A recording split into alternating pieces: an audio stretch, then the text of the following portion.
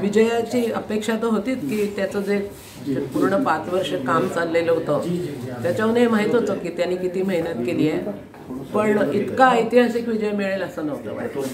विजय मिळणार हे निश्चित होतं, पण यावेळेचा विजय अभूतपूर्व आहे. पूर्ण महाराष्ट्राची इच्छा आहे, कार्यकर्त्यांची इच्छा आहे की देवेंद्र फडणवीसांनी परत एकदा मुख्यमंत्री व्हावं.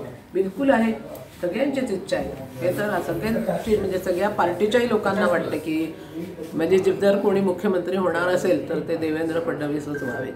केंद्रीय नेतृत्वाचा देखील खूप आशीर्वाद राहिलेला आहे, हात राहिलेला प्रश्नच नाही काही. सांगितलं ना, मोदीजींचा लाडका आहे तो, बिलकुल. त्यांचा मुलगाच समजा ना, इतका लाडका आहे तो. मधल्या काळामध्ये देवेंद्र फडणवीस यांना चारही बाजूने घेरण्याचा प्रयत्न झाला. ते तर आज म्हणून तर तुम्ही अभिमन्यू म्हणून राहिले ना, चारही बाजूनी गिरला, पण त्याला त्या अभिमन्यूचं हे तोडता पण येतो, व्यूह त्याला तोडता पण येतो, त्यामुळे त्यांनी बरोबर तोडला तो. मधल्या काळामध्ये किती मेहनत घेतली, कसा प्रचारामध्ये त्यांनी झोकून दिलं होतं?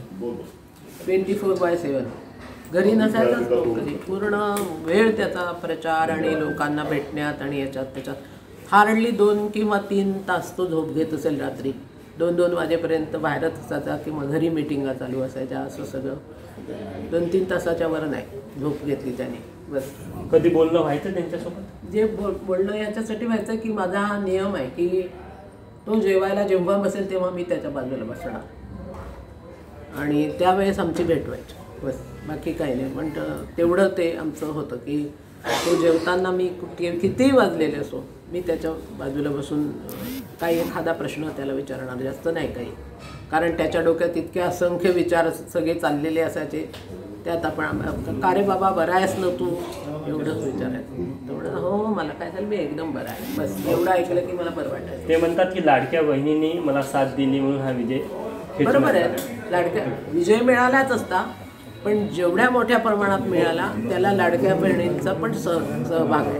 तुम्हाला खूप साऱ्या मुली देखील मिळाल्या? हो मिळाल्या ना. मला मुलगी नव्हती ना, त्यामुळे मला खूप साऱ्या मुली मिळाल्या, त्यामुळे मला खूप आनंद झालाय. देवेंद्र फडणवीस यांच्या मातोश्री. कॅमेरामॅन व्यंकटेश नायडूसह तुषार कोवळे, एबीपी माझा, नागपूर. मुख्यमंत्री देवेंद्र फडणवीस यांचं नेतृत्व मोठं होतं, तुम्ही कसं? एबीपी माझा, उघडा डोळे बघा नीट.